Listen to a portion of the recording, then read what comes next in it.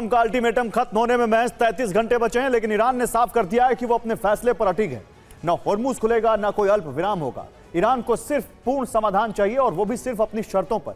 ऐसे में माना जा रहा है कि डोनाल्ड ट्रंप उस फाइल पर हस्ताक्षर कर सकते हैं जिसे सेंटकॉम चीफ ने तेल अवीव में बैठकर तैयार किया था।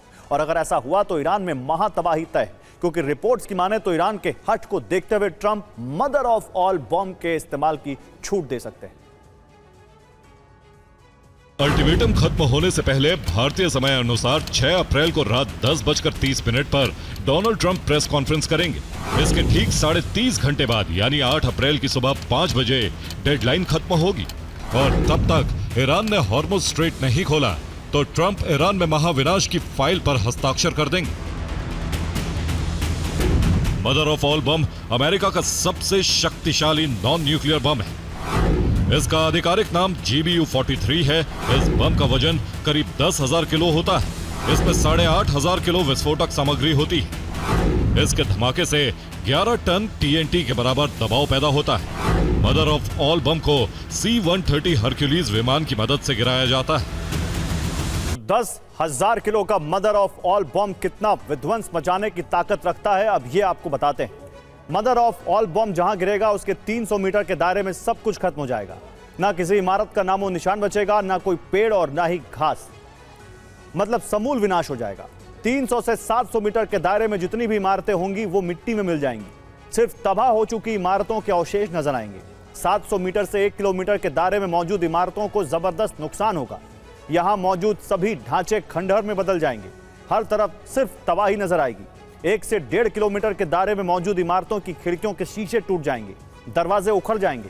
माना जा रहा है कि अमेरिका इस बॉम्ब का इस्तेमाल ईरान के पावर प्लांट्स को 100% बर्बाद करने के लिए कर सकता है। कैसे, इसे ईरान के सबसे बड़े दमावंद पावर प्लांट से समझते हैं। दमावंद पावर प्लांट करीब 2 वर्ग किलोमीटर में फैला है। अब अगर इस प्लांट के बीचों बीच ये मदर ऑफ ऑल बम गिरता है तो आधा वर्ग किलोमीटर के इलाके में मौजूद प्लांट का मुख्य ढांचा पूरी तरह बर्बाद हो जाएगा। यानी यहां कुछ नहीं बचेगा। प्लांट के बाकी हिस्सों में मौजूद सभी ढांचों को बड़ा नुकसान होगा। यह नुकसान ऐसा होगा जिसकी मरम्मत करने में ईरान को सालों लग जाएंगे। सिर्फ इतना ही नहीं, प्लांट के आसपास मौजूद ढांचे भी बर्बाद हो जाएंगे। ईरान में पावर प्लांट और पुल दिवस एक साथ मनाए जाएंगे। इस जैसा कुछ और कभी नहीं होगा। हॉर्मुज स्ट्रेट खोल दो वरना नर्क में जाओगे। बीते हफ्ते सेंटकॉम चीफ इजराइल पहुंचे थे। यहां उनकी IDF चीफ इयाल जमीर से मुलाकात हुई। इसी दौरान इजराइल और US ने फाइनल हिट लिस्ट तैयार की थी। इस लिस्ट में ईरान के कई नागरिक इंफ्रास्ट्रक्चर से जुड़े ठिकाने दर्ज हैं। अगर ईरान ने हॉर्मुज नहीं खोला तो सभी को तबाह कर दिया जाएगा। अमेरिका का पहला टारगेट दमावंद पावर प्लांट हो सकता है। यह ईरान का सबसे बड़ा पावर प्लांट है। दमावंद प्लांट तेहरान के पास मौजूद है। इसकी बिजली उत्पादन क्षमता 2868 मेगावाट है। यहां गैस से बिजली का उत्पादन होता है। अमेरिका का दूसरा टारगेट माजंदरान में मौजूद शहीद सलीमा नेका पावर प्लांट हो सकता है। इसकी क्षमता 2215 मेगावाट है। गाजवी में मौजूद शहीद राजई पावर प्लांट भी अमेरिका के निशाने पर होगा। इसकी बिजली उत्पादन क्षमता 2043 मेगावाट है। केमरान में मौजूद पावर प्लांट पर भी अमेरिका हमला कर सकता है। इसकी क्षमता 1900 मेगावाट के आसपास है। इसके अलावा शहीद अब्बासपुर पावर प्लांट पर भी अमेरिका बम गिरा सकता है। यह खोजेस्तान प्रांत में कारून नदी पर बना है। यह ईरान के सबसे बड़े हाइड्रो पावर प्लांट में शामिल है। इसकी क्षमता 2000 मेगावाट के आसपास है। ये सभी प्लांट मिलकर ईरान की 70% से ज्यादा ऊर्जा जरूरत को पूरा करते हैं। अगर इन पर हमले हुए तो ईरान पूरी तरह ठप हो जाएगा। मध्य पूर्व के सभी देश पीने के पानी के लिए डिसैलिनेशन प्लांट पर निर्भर है। प्लांट फारस की खाड़ी के खारे पानी को पीने लायक बनाता है। बुशर न्यूक्लियर प्लांट फारस की खाड़ी के किनारे मौजूद है। रेडिएशन लीक हुआ तो समंदर में रेडिएशन फैलने का खतरा है, जिससे फारस की खाड़ी का पानी रेडियो एक्टिव हो जाएगा। अरब देशों में पानी का संकट खड़ा होगा। कतर की माने तो 3 दिन के अंदर कई देशों में पीने का पानी खत्म हो जाएगा। सांसद एडवर्ड मार्के ने कहा, युद्ध अपराध जैसी धमकियां हॉर्मुज नहीं खोल सकती। डेमोक्रेटिक सांसद क्रिस मर्फी ने कहा कि ट्रंप की योजनाएं युद्ध अपराध है। रिपब्लिकन नेताओं को उन्हें रोकना होगा।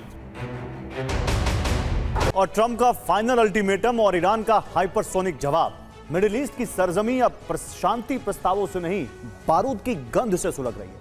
ट्रंप ने 45 दिन का जो जाल बिछाया था, ईरान उसमें फंसा नहीं, बल्कि ईरान ने साफ कर दिया कि होर्मुज खुलेगा या नहीं ये अब अमेरिका तय नहीं करेगा, बल्कि ईरान की वो मिसाइलें तय करेंगी जो खाड़ी के तेल और पानी दोनों पर तबाही बनकर मंडरा रही है।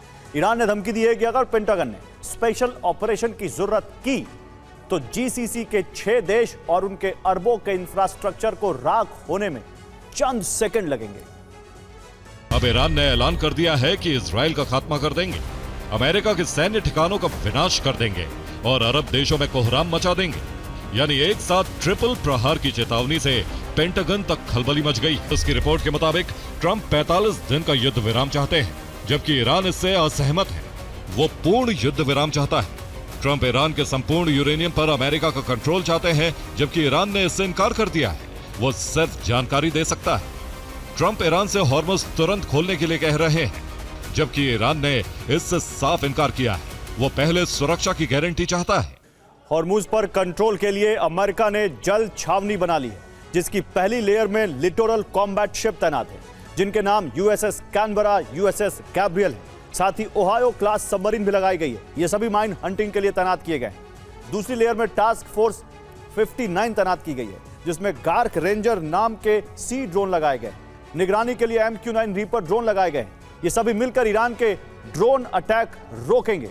तीसरी लेयर में गाइडेड मिसाइल डिस्ट्रॉयर तैनात है, जिसमें SM-2, SM-6 मिसाइलें लगाई गई हैं। EA-18G ग्रोवर गाइडेंस सिस्टम लगाया गया है। साथ ही हमले के लिए टोमाहॉक मिसाइल सिस्टम भी है। चौथी लेयर में एयरक्राफ्ट कैरियर USS जेराल्ड और USS लिंकन लगे हैं, जिन पर 150 से ज्यादा फाइटर जेट्स की तैनाती है। F-35 lightning, F-A-18 super hornet attack को तैयार है। साथ ही मरीन कमांडोज की तैनाती भी की गई है। इन सभी हथियारों के साथ हॉर्मुज़ में फाइनल प्रहार की तैयारी कर रहा है। ये अस्थायी युद्ध विराम पर इनकार किया था, मुस्तबा भी ऐसा ही कर रहे हैं। यानी युद्ध जारी रहेगा और शर्तों पर वार्ता होती रहेगी। ईरान ने हॉर्मुज़ को लेकर कहा है, हॉर्मुज़ खोलना तो दूर की बात, अब भविष्य में हॉर्मुज़ वैसा नहीं रहेगा जैसा था, खास तौर पर अमेरिका और इजराइल के लिए। अरब देशों में ईरान का पहला टारगेट सऊदी अरब की अबकैक प्रोसेसिंग फैसिलिटी है, जहां दुनिया के कुल तेल का 7% उत्पादन होता है, जिसकी रिफाइनिंग क्षमता 70 लाख बैरल प्रतिदिन है। अगला टारगेट सऊदी अरब का ही रास तनुरा रिफाइनरी और टर्मिनल है, जिसकी रिफाइनिंग क्षमता 5.5 लाख बैरल प्रतिदिन है। रोजाना 60 लाख बैरल तेल की लोडिंग इस टर्मिनल से की जाती है। तीसरा टारगेट सऊदी अरब का ही यानबू रिफाइनरी और टर्मिनल है। हॉर्मुज़ बंद होने की स्थिति में यह वैकल्पिक ऑयल रूट हो सकता है। इसकी रिफाइनरी क्षमता 4 लाख बैरल प्रतिदिन है। जबकि टारगेट नंबर 4 पर यूएई का रुवैस रिफाइनरी कॉम्प्लेक्स है। यह दुनिया की चौथी सबसे बड़ी सिंगल साइट रिफाइनरी है। इसकी क्षमता 9.2 लाख बैरल प्रतिदिन है। पांचवें टारगेट पर कतर का रास लफान LNG कॉम्प्लेक्स है। यह दुनिया का सबसे बड़ा LNG प्रोडक्शन सेंटर है। इसकी क्षमता 7.7 करोड़ टन है। ईरान चुन चुनकर अरब देशों में अपने टारगेट को नष्ट कर रहा है। तेल के ठिकाने हो, अमेरिका से जुड़ी कंपनियों के दफ्तर हो, अमेरिकी सेना के ठिकाने हो, ईरान ने इंतकाम लेने के लिए पूरी लिस्ट तैयार कर ली। ट्रंप की धमकी के बाद ईरान 97वीं लहर के हमले शुरू कर चुका है और इनका टारगेट बने अरब के पेट्रोकेम प्लांट्स। ईरान ने अपने ऊर्जा ठिकानों पर हमलों का बदला लेने के लिए यूएई, कतर, कुवैत और इराक तक हमले किए। इन हमलों के दौरान कई इमारतों और प्लांट्स में धमाके हुए। एक ब्रिटिश शिप को भी नुकसान होने की जानकारी सामने आई। इजराइल भी अब ईरान की मिसाइल शक्ति का अंदाजा नहीं लगा पा रहा है। इजराइल का दावा है कि अब ईरान के पास बहुत कम मिसाइलों का स्टॉक हो सकता है। ईरान के भंडार में 1000 बैलिस्टिक मिसाइलें और हो सकती हैं। रिपोर्ट के मुताबिक ईरान बैलिस्टिक मिसाइलों की बचत कर रहा है। क्रूज मिसाइल के असर को आंकने की कोशिश में कुवैत पर 4 क्रूज मिसाइल से हमला किया गया, जबकि कतर पर 2 और यूएई पर 1 क्रूज मिसाइल से हमला हुआ। ईरान ने अमेरिका से बदला लेने के लिए अरब देशों में मौजूद पेट्रोकेमिकल ठिकानों पर हमला किया। यूएई के हबशान में मिसाइल से हमला किया गया। यहां पेट्रोकेमिकल प्लांट पर प्रहार किया गया। रुवैस में भी प्लांट पर टारगेट किया गया। यहां भी यूएस का पेट्रोकेमिकल प्लांट है। बहरीन में पेट्रोकेमिकल प्लांट पर हमला किया गया। हमले में अमेरिका के प्लांट को नुकसान हुआ है। ईरान ने कुवैत पर भीषण हमले किए, जिसकी वजह से शुएबा इलाके में धमाका हुआ। यहां भी यूएस का पेट्रोकेमिकल प्लांट क्षतिग्रस्त हो गया। यूएई में एक अमेरिकी नागरिक की मौत हो गई। यूएई के इंडस्ट्रियल एरिया पर कई हमले हुए। अबू धाबी में रेनिन सिस्टम कंपनी पर हमला किया गया। हॉर्मुज़ में भी दहशत का माहौल कायम है। हॉर्मुज़ में कई ड्रोन हमले नाकाम किए गए। कई जहाज को अपना रूट बदलना पड़ा है। और ईरान से समुद्र में हमले जारी हैं। यूएई के जबेल अली पोर्ट पर ईरान से हमला किया गया। यूएई के करीब ईरान की सीमा के करीब से हमला किया गया। हमले में इजराइल के एक जहाज में आग लग गई। रिपोर्ट के मुताबिक ईरान ने यहां क्रूज मिसाइल से हमला किया। लेबनान से भी ब्रिटिश जहाज पर हमला किया गया। हमले में जहाज को नुकसान होने का दावा है, लेकिन ब्रिटिश सेना ने इंकार किया। एयर डिफेंस के लिए मिसाइलों की मांग हो रही है। अमेरिका से मिसाइलों की सप्लाई नहीं हो पा रही।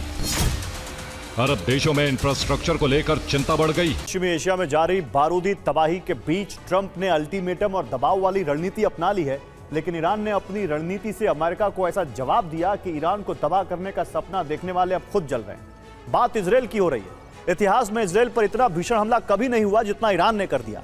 आखिर कितनी मची तबाही और अब यह युद्ध किस दिशा में जा रहा है, इसको लेकर हमारे संवाददाता की ग्राउंड रिपोर्ट देखिए। ईरान की बारूदी लहर इजराइल पर टूटा कहर। 9 की टीम इस वक्त उसी हाइफा शहर में मौजूद है और उस जगह पर मौजूद है जहां अभी पिछले कई घंटों से लगातार रेस्क्यू ऑपरेशन चल रहा है। टारगेट कर जो मिसाइल दागी गई वो बस ऑयल रिफाइनरी से 2 किलोमीटर दूर इस जगह पर आकर गिरी और ईरान के इस मिसाइल को रोकने के लिए आईडीएफ के एयर डिफेंस सिस्टम ने कोशिश की, लेकिन ईरानी मिसाइल ने चकमा दे दिया और जिसका परिणाम हुआ ये तबाही, ये नुकसान जो इस वक्त आप टीवी 9 के कैमरे पर देख रहे हैं। ईरान ने 20 मिनट के अंदर सेंट्रल इजराइल पर एक के बाद एक मिसाइलें दागी और इन मिसाइलों को दागने का पैटर्न है कम अंतराल में एक साथ दर्जनों हमले। इस बिल्डिंग को नुकसान पहुंचा जो कैमरे पर आप देख रहे हैं। बिल्डिंग के नीचे में कार रखी हुई थी, कार धू धू करके जलने लगी और उसके बाद जब अथॉरिटीज वहां कार की आग को बुझाने पहुंचा तब उनकी नजर में पड़ा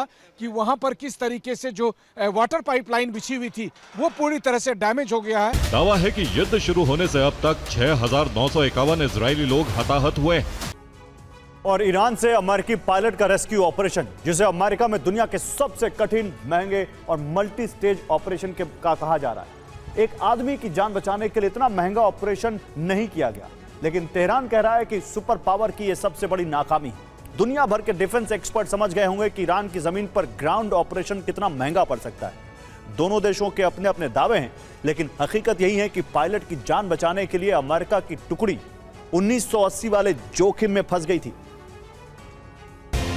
यूएस का दावा है कि WSO को बचाने के लिए अमेरिकी विमान इस्फहान में उतरे, लेकिन विमान में तकनीकी खराबी आ गई। इस कारण से अमेरिका ने अपने 2 C-130 विमान विस्फोटकों से उड़ा दिए।